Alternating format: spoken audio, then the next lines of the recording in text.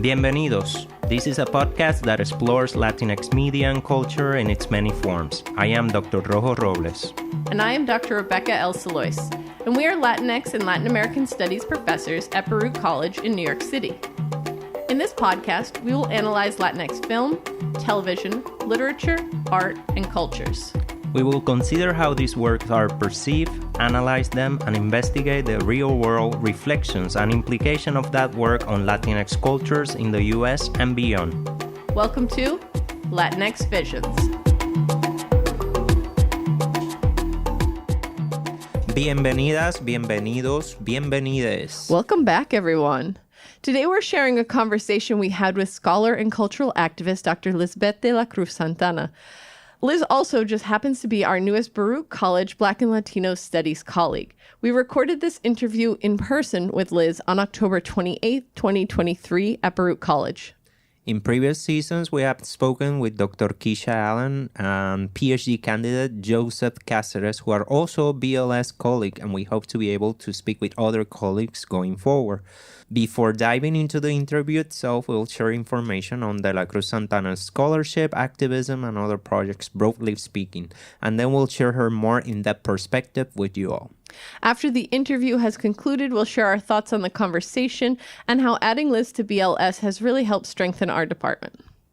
Dr. Lizbeth de la Cruz Santana is an assistant professor of Chicanx Studies in the Black and Latino Studies Department at Baruch College in New York. She earned her PhD in Latin American literature and cultures with a focus on human rights from the University of California, Davis. She is a cultural worker and interdisciplinary qualitative Latinx public scholar who studies contemporary migration processes. Her current research focuses on childhood arrival migrants to the United States. Her academic craft centers indigenous and feminist pedagogies and methodologies to acknowledge different forms of accessible, reciprocal knowledge-making that is responsive to community needs. She engages with digital storytelling, testimonial literature, diaspora studies, and 20th and 21st century Mexican, Mexican-American, and Chicano-Chicanx literature and culture. While at UC Davis, De la Cruz Santana received the UC President's Pre-Professoriate Fellowship, Mellon Public Scholars Fellowships, and the Cornell School of Criticism and Theory Fellowship. She was also the recipient of awards from Imagining America, the National Humanities Center, and the UC Humanities Research Initiative. Lizbeth is the coordinator of the Playas de Tijuana Mural Project, an interactive mural on the westernmost point of the U.S.-Mexico border, which documents the stories of deported childhood arrivals through digital storytelling. Liz's other digital humanities projects include the Leave No One Behind mural project and the Documented Dreams Without Borders digital storytelling project. Additionally, she participated as a researcher for the Humanizing Deportation project. De la Cruz Santana studies how migrants who enter the U.S. as minors theorize illegality, deportability, criminalization, and deportation. She focuses on the politics of belonging and emotionality. The work that she engages in is highly collaborative, multimodal, reciprocity-focused, and social justice-oriented. Her practices and projects intend to engage various publics within and beyond the university. It was her own migration and coming of age between Compton, California and the rural ranch of La Alcaparrosa, Jalisco that sparked De la Cruz Santana's interest in approaching migrants as knowledge producers whose thinking bolsters and add nuance to existing scholarly consensus that can challenge academic orthodoxies.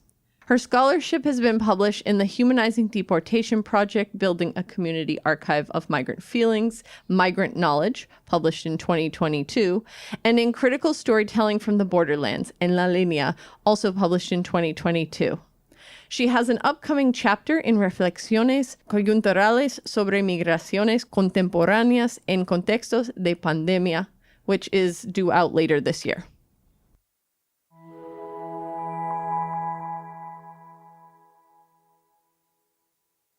Bienvenida, Lizbeth. We're happy to have you here with us today at Latinx Visions. Thank you for joining us. No, yeah, thank you so much. It's exciting. Kind of like side note, if I could share, when I was looking into applying to the department, for me, it was like my first instinct is to see what they did. And I mean by what they did, it's like digital humanities or like public, speaking kind of things or access to the public, and the podcast was it. And I was like, oh, let me apply. Like, it seems like they're like ahead, you know, in that part. Yeah. Oh, that's awesome. I'm glad we could have helped you along that journey. We've been looking forward to this conversation all semester, so we figure we'll just get right into it.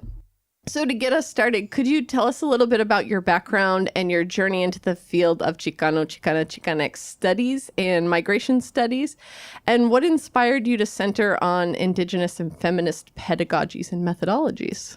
Yeah, so I could tell you that it wasn't something that started when I was an undergrad, because my formation has always been in Spanish literature and culture. And for me, that was because I wanted to make sure that I knew where I came from, specifically thinking about my parents being Mexican born, but growing up in the U.S. as adults.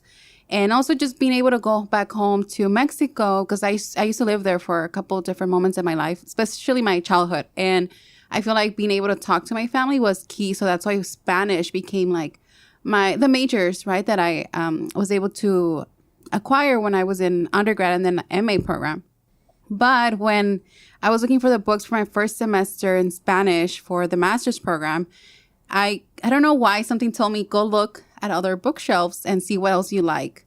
And that's where I encountered Ansaldua's Borderlands. And for me, it was like, oh, that sounds interesting. I've never, heard of this book. Again, right? Limited scope of, the field. So I skimmed through it and I'm like, why is she using Spanish with English? Like, who allowed her to do this, right? First of all, kind of like ignorant in the aspect. She did herself. And for me, that was like, wow, you could do this. So I started reading some of her poems and I was just like, I need to buy this book. And I did, right? I think it was 2014 or 13, one of those. And for me, that was just like the beginning of it, like coming to conscience of who I was. And still keeping the Spanish major as like for the MA and then pursuing the PhD after. But I think her teachings through her own text was like so important for me. And after when I was at UC Davis doing the PhD, again, I think that the research questions found me in a way that I feel like pushed me to not only think about my work, but also about my own personal journey as a scholar of color and first gen also, but to start thinking about knowledge coming from the people living the experiences and not so much us as the scholars coming in and saying, here, this is what you should know, but it's actually the people teaching us. So that's where I focus mostly on like testimonial literature, authentic voices from the field. So people's knowledge about what they've experienced, specifically being a Chicana. And kind of connecting my own experience and coming to knowledge about being proud of being a Mexican American, but also a Chicana who is very active, like politically and active in my activism and just kind of like not being silent about our experiences. So I think that's where the push for Chicanx studies came through, and Indigenous knowledges also, and kind of like not only highlighting the voices, but treating them with care. And really centering them, because I think sometimes it's a good thing, right, to go into the field and do field work and learn from the people. But I think it's also important to center them and also bring them to the table when there's like presentations, media interviews as well, because it's not only about the scholar, but also the people informing the knowledge that I'm now being able to bring back to academia. I like that. It's speaking with the people, not for the people. Exactly. So your academic journey includes field work at the border, at the Mexico-U.S. border in Tijuana specifically. Can you describe your experiences and observations during this field work and how it has influenced your perspective on migration?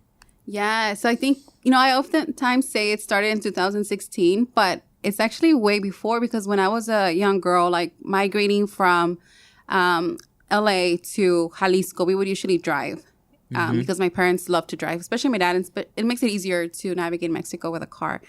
And I realized that my dad being a brown man and like the look that he had at that moment back in the early 90s really pushed us all the time to be sent to secondary inspection. And I didn't know why. You just grow up with that, right? So it's like you're crossing back from Mexico to the U.S. And those things that we experienced also pushed me to start thinking more about like, oh, we're different. Even if I was born in the U.S., because crossing back, it was just like, yeah, you present your high school ID, right? Or your middle school ID, because back in the day, I didn't have to carry all of my documents to prove that I was born here. But it allows you to start experimenting crossing the border in a whole different way that I think maybe people who don't have those experiences don't think about it. But for us, it was that, right? Like, don't say the wrong thing and like just perform the right way, right? Whichever way that is. Wow. Yeah. Or don't bring anything back that you're not supposed to bring. Exactly. Yeah. But now as an adult, having that kind of like experience as a young kid, for me, that was also, it added more questions about thinking about belonging, border walls, border fences, and the performance that those also have as monuments, right? As a reminder of like the racist narratives that we have in the U.S. and excluding people that we don't want here. Yeah. And I think going in with those personal experiences and then also like learning from the people there really brought into the need to do more, right? Than just academic scholarship, but also informing the public of what I was bearing witness to, because a lot of the times it was really horrible things, hearing people's testimonies and coming back to the U.S. and going on with like grad school. And I felt so guilty, like depressed, guilty, like all of these emotions bottled up. And at the end of the day, it was like, well, this is all you can do now. Just document these narratives. And for me, that was not enough. And I think that's where the field work really pushed me to do more, in the sense of like bring the community with you and speak about this. Yeah, talking about that, about like being in community, right? Can you tell us about your digital storytelling projects, right? And your mural projects as tools that you use and your community use to document contemporary migration processes? Yes. So for me, digital humanities, I feel like since I was a little kid, I was always good with computers, the cell phone, like at a young age. And I think for me, I would say technology and access to different stories, different issues is really key. And because I realized, right, so if people cannot go to the U.S.-Mexico border, how can they also know about these stories, right? So very impactful for those that could see it in person, right? With the Playas de Tijuana Mural Project, they see the artwork, they could scan the QR codes. But what about everyone else who cannot go, right? Or how do I give back these same experiences in some capacity to the people who had DACA and were in the mural and couldn't even go, right, to see it from the Mexican side? And for me, that was important, like access again to the stories that they themselves are sharing. So the Playas de Tijuana Mural Project came to mind in 2016, the moment that I saw the border fence in Playas de Tijuana. And I saw a lot of artwork in this space called Friendship Park, but nothing at the beach. And when I told my parents, especially my dad, I was like, hey, I'm going to go do this training in Tijuana for digital storytelling for Humanizando la Deportación. And he's like, oh, well, you know, I actually crossed through there multiple times. Some of your uncles did too. And I was like, wait, you've never said this. And he's like, well, I mean, we never talk about it, right? Yeah. So the silences in my own family, the secrets we don't talk about in their migration stories, especially my mom, like, we don't touch that subject as much. But my dad's like, yeah, we crossed through there, but it didn't look like this. So that's when I started looking, right? Like photographic memory of what this space looked like. And that's where I realized, wow, this border fence wasn't like this before. And how can we also do something at the beach to call in the stories that I was now learning about? So 2016, 2017, I do fieldwork in Tijuana. That's where I became more knowledgeable about who gets deported, right? And like the different profiles of childhood arrivals that were displaced out of the U.S. because they either had a criminal record, racial profiling, and all of that. So for me, technology became the resource as not only digital narratives, but also the digital portraits, the muralism aspect, people painting their own portraits. Again, how do they want to represent themselves visually and not just orally? And inviting the public to feel what I was feeling, because I was just kind of like, I used social media to communicate some scope of what I was witnessing at the border, and people wanted to know more. And for me, again, it was a new issue, new topic, but it allowed me to answer different questions about why family members were deported, why certain family members couldn't come to the U.S. with a visa, and like all of these issues that it's not only catered to deportation, but again, centering the voices through mediums that people now recognize, right? Like scanning a QR code, sharing online and social media. Can you give us like a specific examples of how those digital mediums have impacted, the discussions, the things that you have seen like people talking about on the internet, but also perhaps on out there in the physical world, right? Oh yeah, and I come back all the time when I get asked this question about why media, why like digital tools. And I feel like oftentimes the misconception is that people migrating to Mexico, to the border, don't have phones or don't know how to use cell phones. I'm like, people do know. I was working on a project called Migri Map, which came out of a need, being there and realizing that a lot of people who were deported didn't have like the blueprint or like a manual letting them know, okay, the moment you feel now like you process what's going on with you and you're ready to like get your documents, the Mexican documents specifically, like what do you have to do? So that became one of the things that pulls me into like, okay, we need to do a guide or something that people could access digitally on their phones because people have phones, right? Yeah, and like it might be limited access to internet and things like that, but they do have phones because that's the best way for them to be in contact with their family and let them know what's going on with them. Or they find, internet. So that project, obviously with the guiding migrants in how to access resources, also provided resources for people migrating to the border and knowing where the shelters were specifically for women, children, men, and like resources for them to eat and things like that. But again, it's because there's misconceptions of who's migrating, right? We always think it's people who are extremely poor, which could be the case, but they do have the resources to navigate.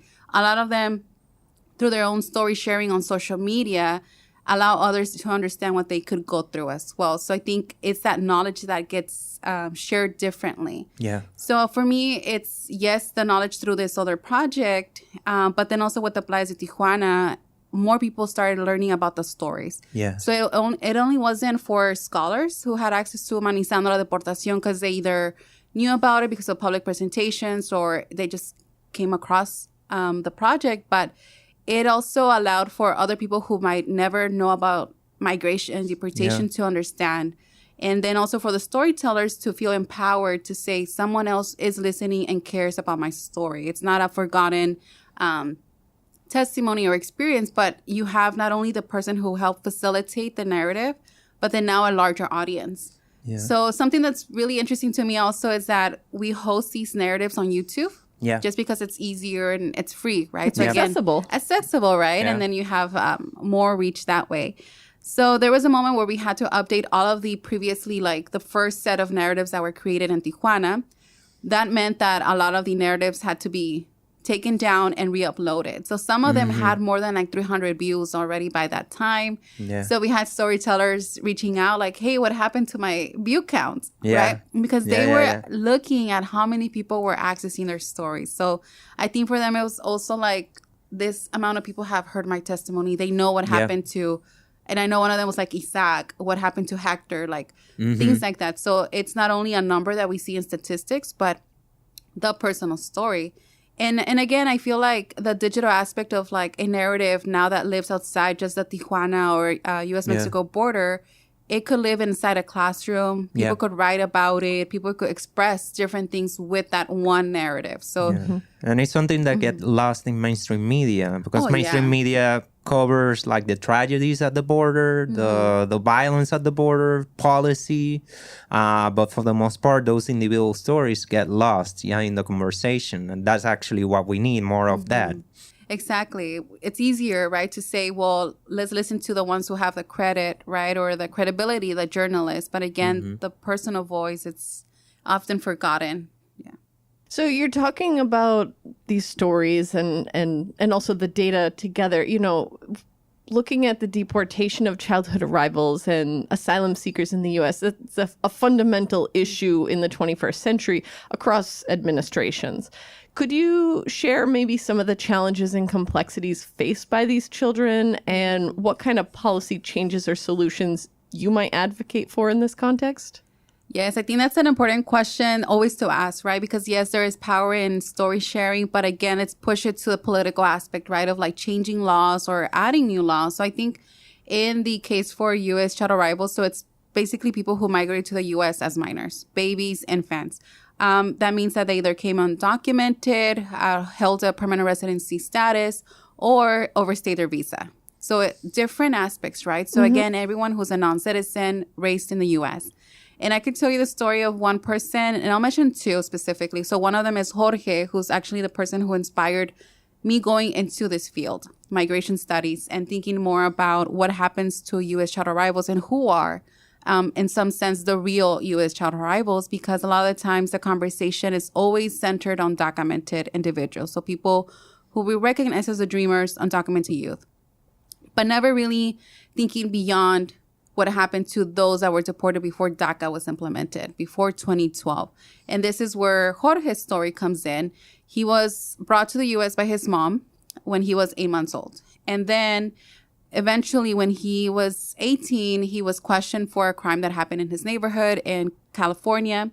And the cops automatically, he didn't have anything to do with it, but just because of how he looked, right? So racial profiling of a brown Latino male. And the way that he dressed, right? So LA style. So whatever that looks like in your head, but that's how he dressed. And again, he had nothing to do with this crime that he was questioned for, but the fact that he was undocumented allowed for immigration and to deport him to Tijuana. So again, he came in when he was 8 months old. It doesn't mean that he knows Spanish. It doesn't mean that he has family back in, first of all, in Baja California and Tijuana. So automatically, and the most organic thing to do is to come back to the U.S. because, again, he wasn't only just racially profiled in the U.S., but also in Mexico, because straight out they knew he wasn't from there. So what do? You don't speak the language, you come back. So he came back to the U.S. and now lived in Alabama, again, racial profiled. But by then he had two children deported. So before the deportation happened, the judge told him, well, I understand that you came in as an infant, you have no criminal record, but we can't do anything for you. There's nothing we can do. So an immigration judge said that to him. So what happened? Banned for 10 years and still waiting to see what's going to happen. So again, I feel like the law doesn't consider the fact that a lot of these kids were brought in, and now are adults, right? Were brought in when they were children, but they don't facilitate any type of like adjustment of status because they were undocumented, overstayed a visa. So that aspect is criminalized for them. The fact that they were brought in unauthorized. But then I also question, well, what happens when, so this is another story of Chris Patiño.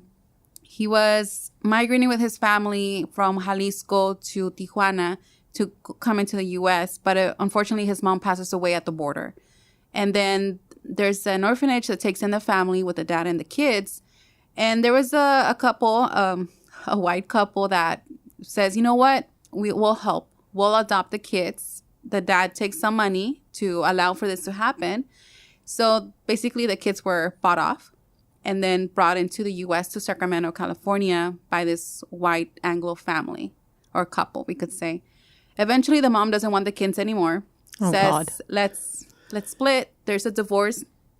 And again, Chris in his story mentions this all the time. He says, well, I'm asking my stepdad, can you please like adjust my status? I want to do these things, right? Like go to school or like apply for jobs and like have a fulfilling, dignified life in the U.S. because he had no choice in this, right? Like adults make these choices for the kids. Right.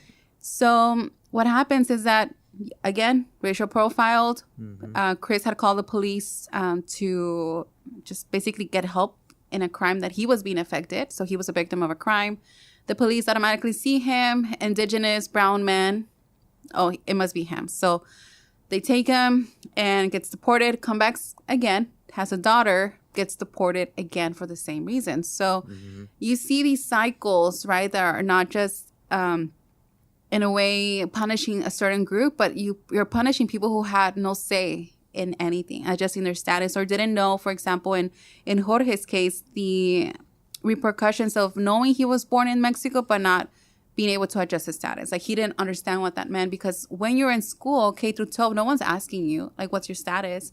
You're not going to be forbidden to enter a classroom because you're undocumented, right? So they're in this really soft space of like, okay, right now, meanwhile, you're in high school or K through 12, you're okay. Once you're out, that's when they start realizing the implications of their status or lack of status. So I think for me, it's like the law needs to adjust to these lived experiences And not worry about if they had a criminal record or not, because at the end of the day, that criminal record was created in the U.S., not in their countries of birth, right? It's something that we as a country made possible. So for me, it's really important to acknowledge just the fact that we should have relief for anyone who was a U.S. child arrival, regardless if they went to high school after or college, enlisted in the military. The fact is that they were brought in as children, and that should be enough to provide some remedy to their status, but then also consider those who were previously deported. So it's not just, we're going to start after Obama implemented DACA. It's like before that, because those were kids that were brought in the 90s, and we should, consider that as well. Yeah, makes sense. Yeah, you have talked about the criminalization, of these young men, and also the punishment, right? And I wanted to ask you also about what connection have you identified between the expansion of the prison industrial complex, especially since the 90s in the U.S., and immigration policy, thinking about the increasing numbers in detention centers, for example. Yeah, so it's a business at the end of the day. And I could bring it back all to migration is a business. We could say the business, since the border wall, right, the business became the coyote, right, the smuggler, because migrants are always going to find a way to come in because it's what they're going to do, period, right? So the prison industrial complex, again, it's also a business. We need detention centers. We need the prison to fund, right, this idea that we're securing our borders, that we're doing what we need to do to secure our community. So it's a business where unfortunately, people of color are being taken advantage of, right? So again, there's another story by Javier Salazar, who goes on by deported artist, And in his story, he talks about how he was deported from the Oakland airport, but the way that they did it, it's like they didn't take you through the airport as just anyone traveling, right?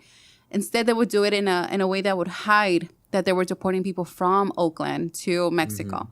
So they would take them, we could call them prisoners because that's how they were treated, right? They were like in handcuffs and all of that. And they're taken in the backside of the airport and then put on the airplane then with everyone else. So again, we're hiding these things, but we make them visible when we need to, right? So we say in California specifically, where I was raised, there's this idea that there was more prisons created than schools along the 99.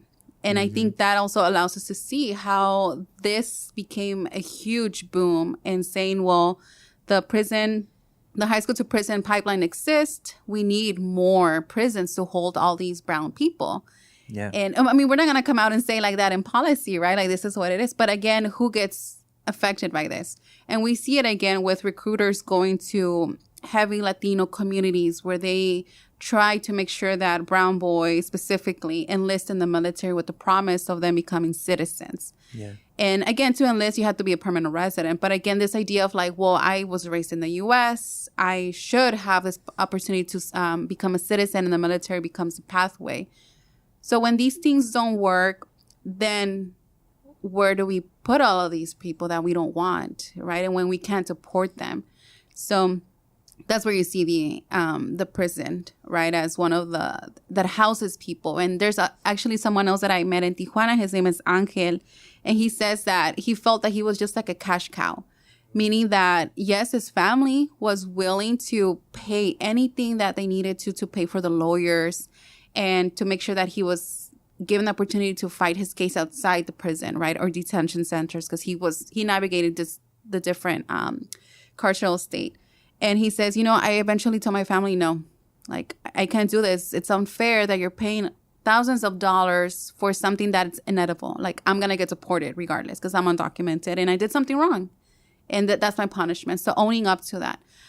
But again, you see this, right? It's like taking from the communities that are already being affected, money.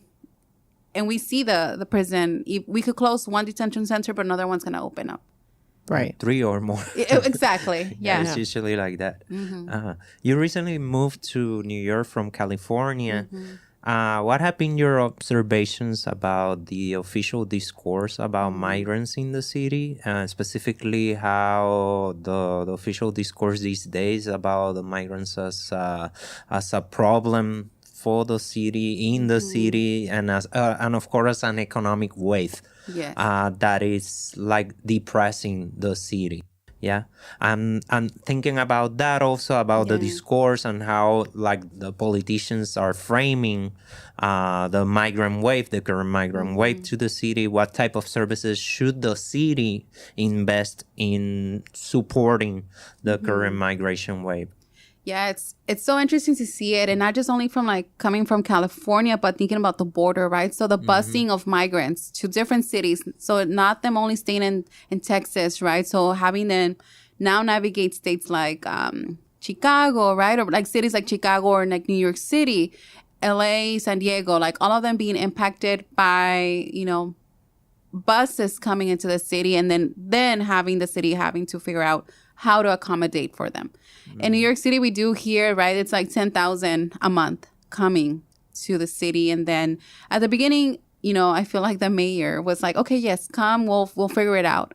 But now that we've reached capacity, at least that's the narrative that they're sharing through the media, and then just people that live in the city, the way that they document these stories on TikTok and social media, kind of like saying these are our tax dollars, being wasted on people that shouldn't be here. But what they don't recognize is a lot of these people have the authority to be here because they're seeking asylum. So, Right. So first of all, it's a human right. It's a legal thing to do. So they're not here illegally, like the word that they love to use and toss around. They're doing this the legal way. The fact is that people were misinformed during the Trump era, thinking that having migrants wait in Mexico seemed like the best way to deal with the issue, and not in the interior, using COVID as a way to kind of like keep people out and just face not only the dangers in Mexico, but also kind of have them wait enough for them to kind of give up. And it diminished their legal opportunities within the U.S. Exactly. When you're stuck in Mexico, there's no way to really have access to the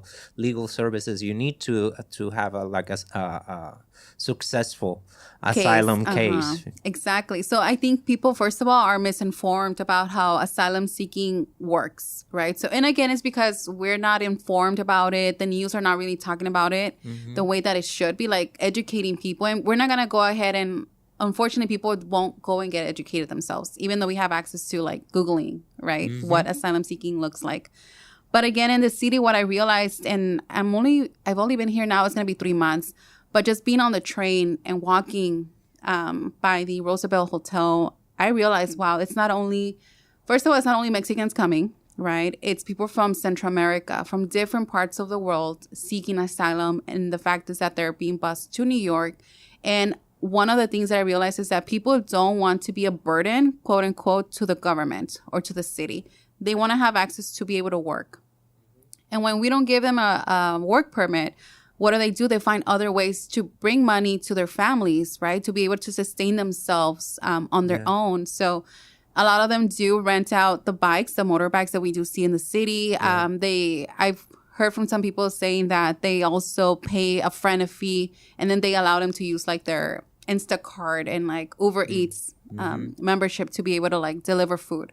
So again, migrants are people, and just people in itself, they're people who are going to find a way to make ends meet. But unfortunately, what's happening with the city is that now we're cutting how long they can stay in shelters. Yeah. So instead of having the original, I think it was like 60 days, now they only have 30, right? And it doesn't matter. So it's kind of like we're trying to cut the resources because we want more money from the federal government. And then people in the city don't want them where they're visible. So it reminds me a lot of like Tijuana. Again, people don't want to make the tourist feel like they shouldn't come to the city because it makes us look bad, right? Especially I remember when the Roosevelt opened, people would say, well, why is that in the middle, right? Why is it in Manhattan? Like, why is it not somewhere else? Yeah. They didn't want them to be so visible, but unfortunately, it has to be this way. So I think there's a lot of narratives that are constructing this narrative like either it's them or us. And I see this a lot more in Chicago as I'm following the news, where people are like, expressing how they don't have money for even their own veterans, the housing issue in the city. But then we're funding migrants. So people are saying it's not like we don't want them here. We also worry about them and their well-being, but we come first. Mm-hmm. So there's always this idea of like, if there's resources, then it should be given to, right? Like there's like a pyramid, citizens, and then like everyone else at the bottom. Yeah. So that's where migrants are being put once they're in the interior of the U.S. And it's something that I see the same thing at the border, right? But again, it's because we're not focusing on the issue here. It's like if we have, so you asked, what can we do as a solution? Well, if we have money, right, to fund wars and conflicts, mm-hmm. why don't we also fund for more immigration or asylum judges, more resources that provide a dignified way for people to navigate the asylum seeking process, make it faster, give them work permits, right? Those are two things to do. But then also educate people who are seeking asylum to have everything they need to make sure their case is going to be successful. Because unfortunately, if it's not, then you are sent back. And then you have to do everything again if you make it out of your home country again. So there's ways to do it. We just we're not funding the right things, right? Instead, we're investing more on adding more to the U.S.-Mexico border, funding wars. The militarization. Militarization of the border as well, but not this, right? If we're going to call it a humanitarian crisis, why are we not helping people out? Yeah, one very concrete thing also would be to have resources for translators.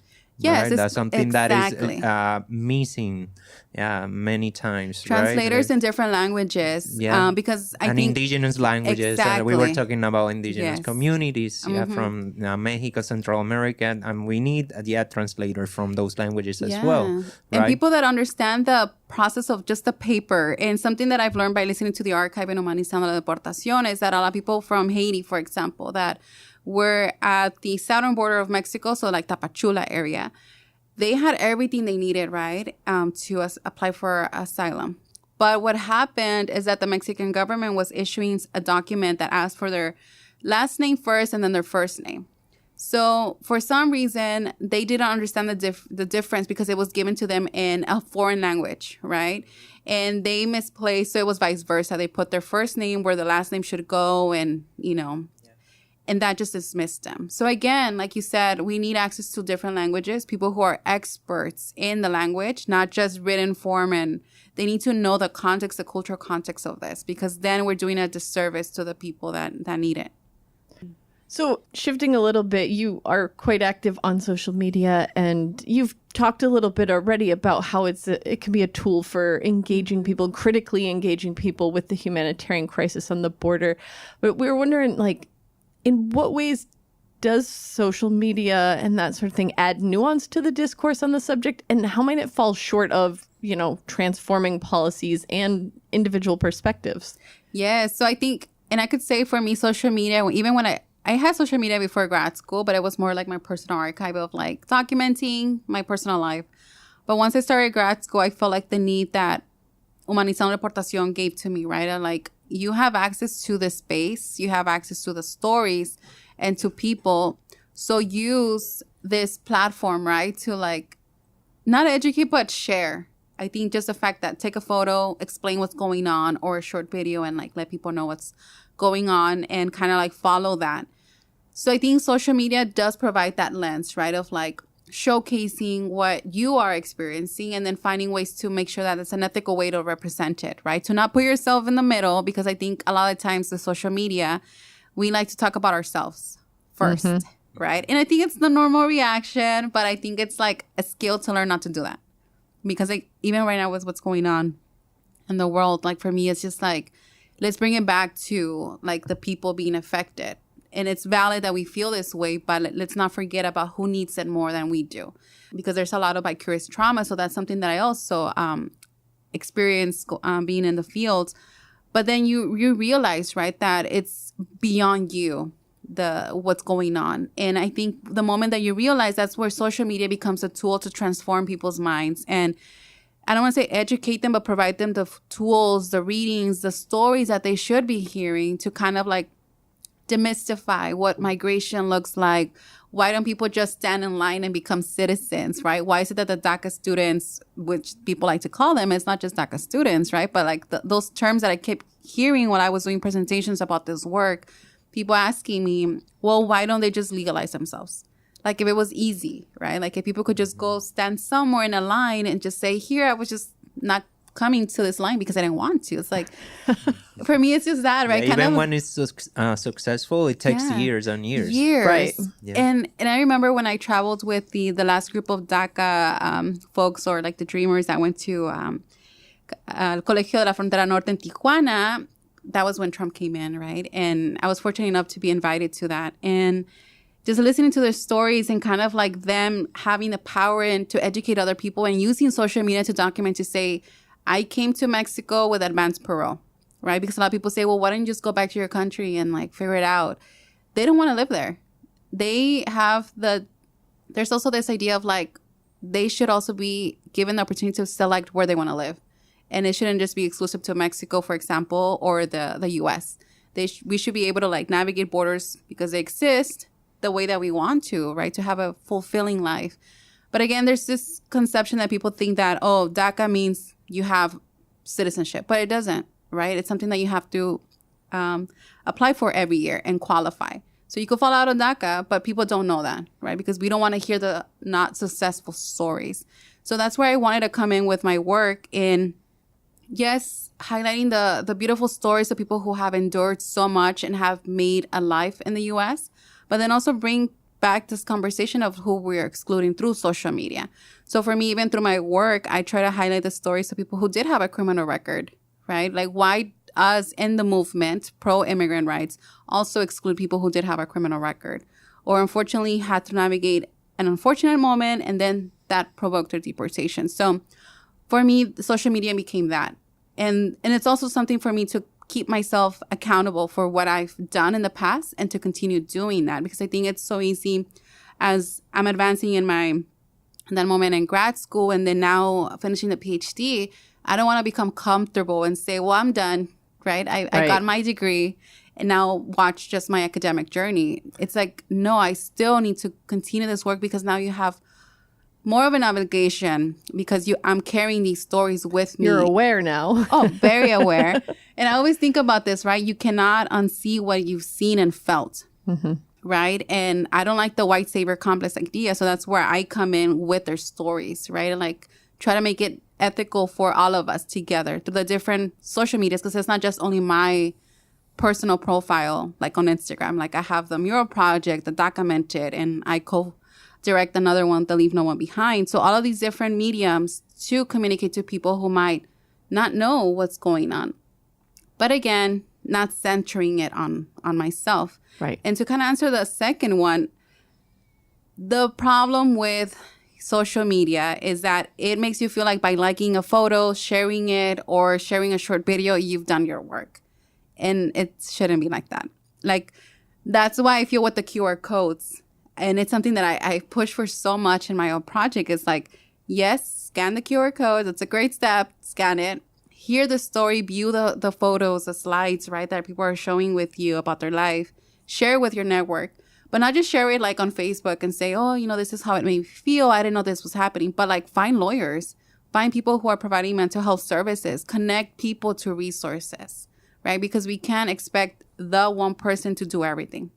Right. And that's the limiting aspect of social media. Like numbers, we always go by stats, right? And numbers, and they don't mean anything. At the end of the day, if people are still being deported, if people can't come back. And helping make change. Yeah. In what ways they do have more power than maybe they think. Oh, we all do.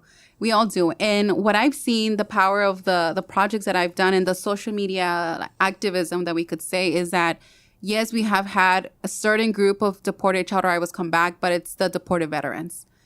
But everyone else, again, forgotten, right? Because we always try to say, well, it's either them or this other group, but not everyone. So again, we set our own criteria of who deserves, again, like who deserves. You have to die for this country to deserve to come back. Yeah. Whew. Yeah. I mean, that's some serious truth there. Yeah. So here at Latinx Visions, we're really big fans of public knowledge, obviously as a podcast, and open source pedagogical tools. So this is something that we've noticed that you're doing, not just in these outside projects, but also with your Baruch students currently. So can you elaborate on that a little bit further? Maybe perhaps as it relates to your project on corridos. Mm-hmm. Oh, yeah, I love that project. And I'm really excited for it. So for both classes that I'm teaching, so I'm teaching the capstone and the Latinas course. And being a Latina who loves corridos, you know, I grew up listening to corridos, different genres and like from Mexico, right? So not just like rancheras and, you know, ballads like that, but I listened to banda growing up because where my dad's from, every August they have a celebration for the Virgin there, La Virgen de la Asunción. And for me, that was just like growing up, it was a natural thing. And I knew it happened in Mexico, not so much in the US. But I grew up listening to that type of music. But I'm like, where are the women singers, right? Like, I don't want to just see my aunt and my mom singing, but like, where are the professional singers at? So never, right? It's a handful of them. But then with the corridos, the same thing. And if they do sing, they're super hypersexualized. Uh-huh. Mm-hmm. Hugely, right? So I brought that into conversation with my students. I'm like, the reason why I'm having you do corridos is not just because I want to like test your abilities to write music, right? But it's just lyrics that they're writing and making a lyric video at the end, right? Because I want them to also choose like a tone of music, like the sound to give me an idea of like how the lyrics should be listened to versus just me reading them, kind of like finding the tune for it. So my students then realized that, whoa, she wants us to not only like really understand the story of a Latina in the US, right? Someone that we either learned or someone in their own network or just make a fictionalized version of a Latina that they want to like highlight. And for me, it's because I see them as all my students are knowledge creators. So kind of like giving them an opportunity to not just only consume cultural materials, but to also produce that. And for at the end of this class to say, well, I did this project. Right? Like I had to read about corridos, the genre, listen to experts talk about it. So like guest speakers talk about their own journey in writing music and listening to music that maybe they've never encountered in their life. So in my class of 35, I only had like maybe 2 or 3 students who had listened to a corrido before. And then everyone else never. And they couldn't even say corrido. So that was super interesting for me, you know? But it's that, right? Kind of like giving them the tools to say, we could write an essay about it, but I would rather have you produce a corrido to see that it's not an easy task, right? So kind of breaking it down to like how it starts, the middle, and the end. And like it has to leave you with a message. And it depends on you. So it became that. So in the Latinas course, writing about corridos of Latinas to kind of give back to this idea that there's no corridos about mujeres. They are, but selective. Right? And in the other course, a capstone course for the majors, I'm having them do children's books. And for me, it's something that I'm working on myself as well. One of the authors with Javier Salazar. And for me, it's just kind of like, how do I set time apart to also work on my children's book that I'm collaborating on with my students? So kind of like working together, right? So they're creating their children's books, audiobook option for those who don't feel comfortable in illustrating, right? But I also give them the option, find a friend who knows how to draw and collaborate, right? So there's also that. And for them, it's just kind of like, how do we talk about migration for children? That is a complex part. So it has to be centered on migration. And it has to be a 32-page layout. Frame it however you want, but see different examples. So we've done different activities for that. And they heard from a storyteller also who has her own children's books talking about her mom's deportation. So Until Someone Listens by Estela Juarez. And for them, it's just like, we can't believe she's only 14 and she wrote this book when she was like 12. So that for them was just like, and we're struggling here, you know, kind of thing. But again, giving them the tools to think beyond the box, right beyond the paper, and to say, here's a story I want to tell, and this is how I'm going to do it, with keeping in mind a children's audience, so like young adult audience with a children's book. And to think about a children's book, it might seem like an accessible format, but it's complex too. As a woman of color and a first-generation scholar and activist, what advice do you have for students, especially Latinas, right, who are considering working towards a higher degree?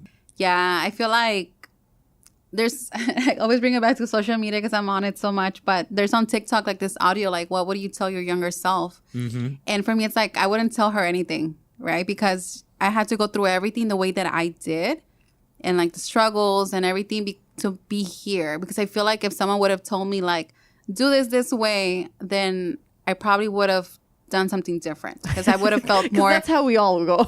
Yeah, because I feel like I would have felt more empowered to say everything's gonna be fine. I just have to like continue.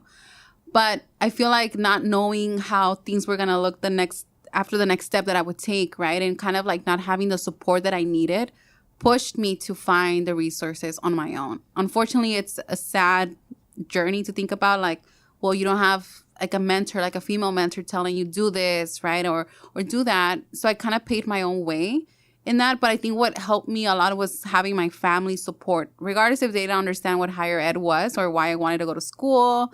Or like my sister would say, you're still going to school? Like, or after I graduated from the PhD, she's like, that's it, right? You're no more school.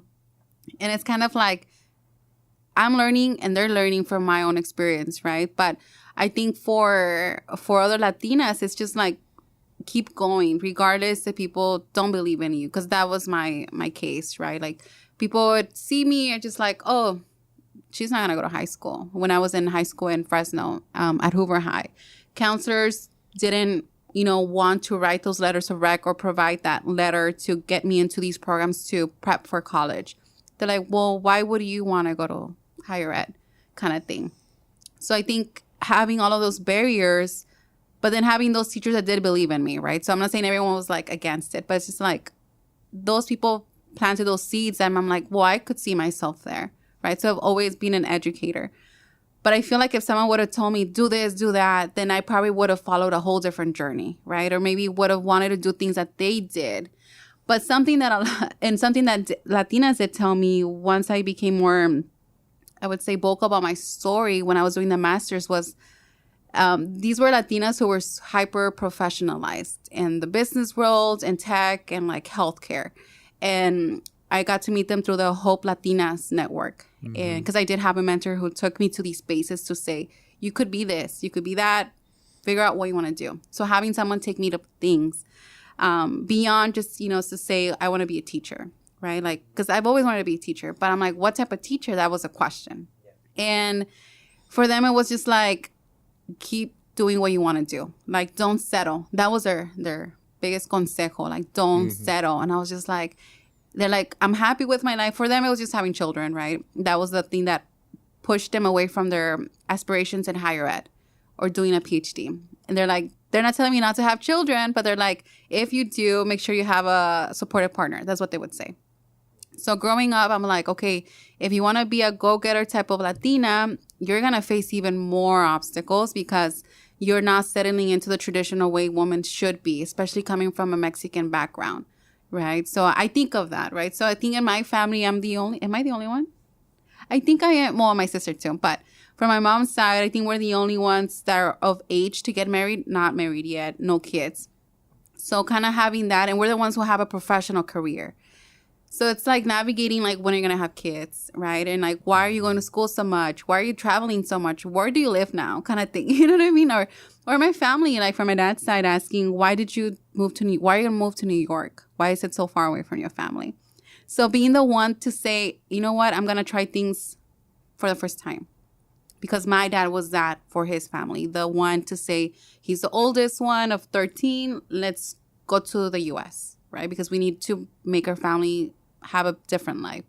So I think having those examples, but my parents never told me, go to school, do your homework. Never. You know what I mean? They were never those type of parents, like helicopter parents.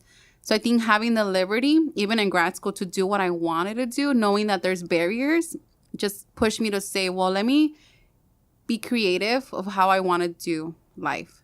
And I think that was helpful for me. But I think at the end of the day, it's just, I mean, if I would say something, because I think not saying nothing también es como like a disservice, right? But I think it's just like, believe in yourself every step of the way, because there's going to be so much opposition, like barriers, not just systemic barriers where people like that you feel should be supportive of you and they're not. And that's just how it is. It's just kind of like, as long as you're proud and comfortable with what you're doing, you should be good. Yeah. Mm-hmm. Yeah. What do you envision as a future for yourself and other Chicana students, activists, academics, or other people that you that's a cool question. care about?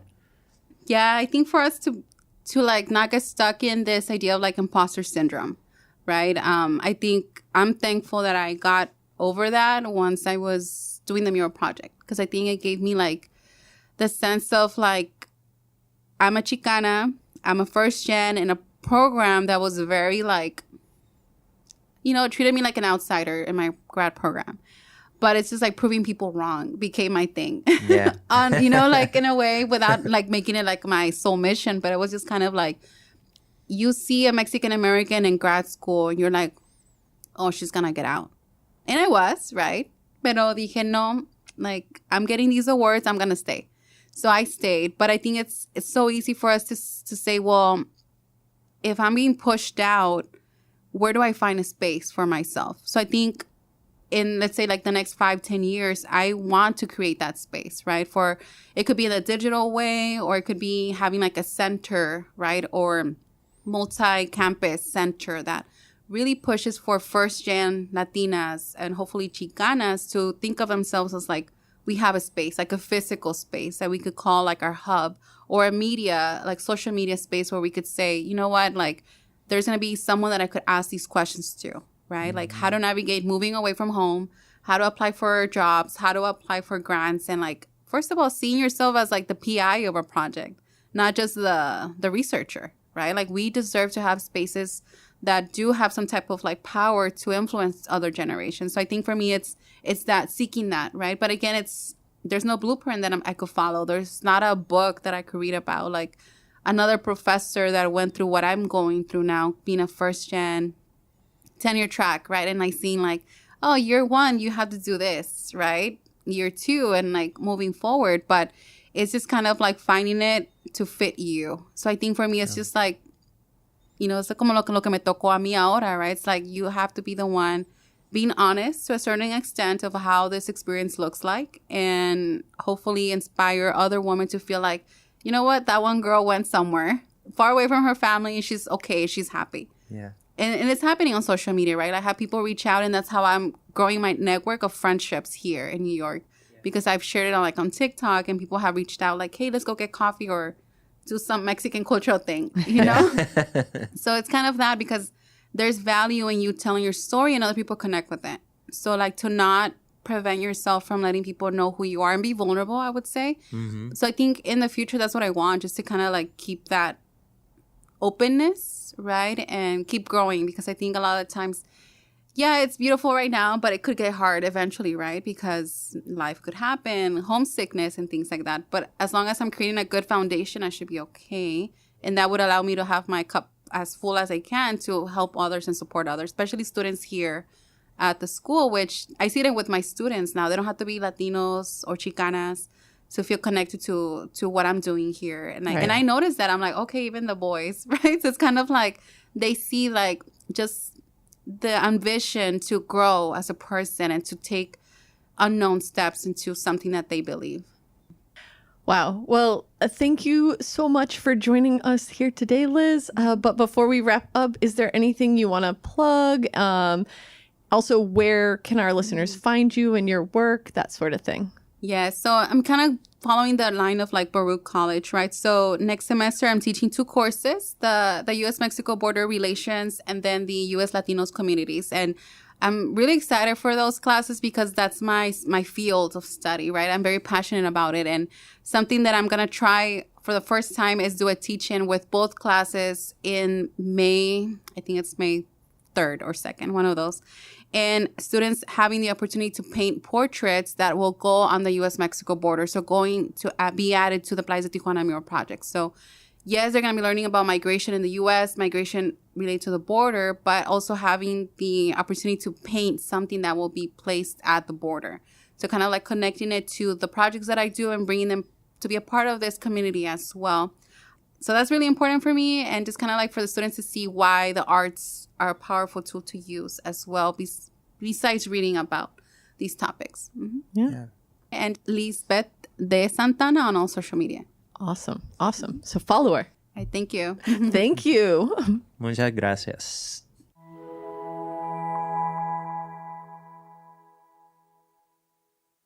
So, Rojo, what did you think about that conversation with Lizbeth? Yeah, it was great thinking with Lizbeth on digital storytelling practices as a way to create a counter-narrative to the criminalization of migrants.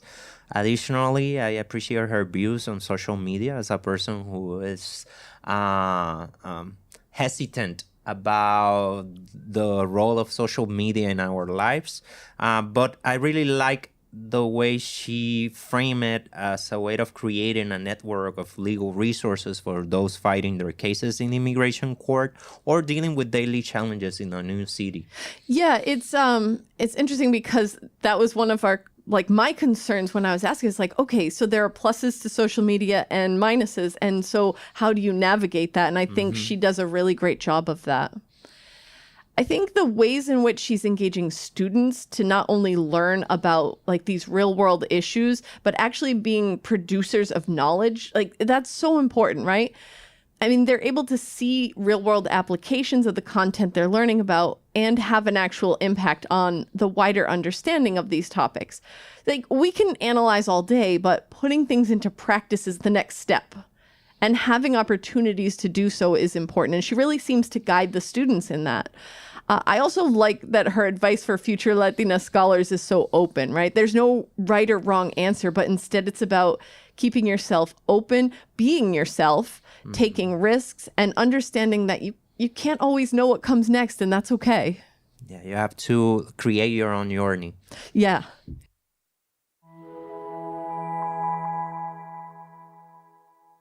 So thanks for joining us for this episode. Remember, you too can share your thoughts with us. You can always reach out to us on social media or by email. Follow the podcast on Twitter and Instagram at Latinx Visions. Our email address is latinxvisions@gmail.com. We love to include your thoughts in a future episode. Even if you call it X now. Subscribe to us on Spotify, Apple Podcasts, Google Podcasts, or wherever else you get your podcasts. Share us with your friends and family. Subscribe and leave a 5-star review to help us with that pesky algorithm. This is our last episode of the semester of this season, so we'll be back. So take care, everybody. Estamos a la escucha. Dale. Until next season.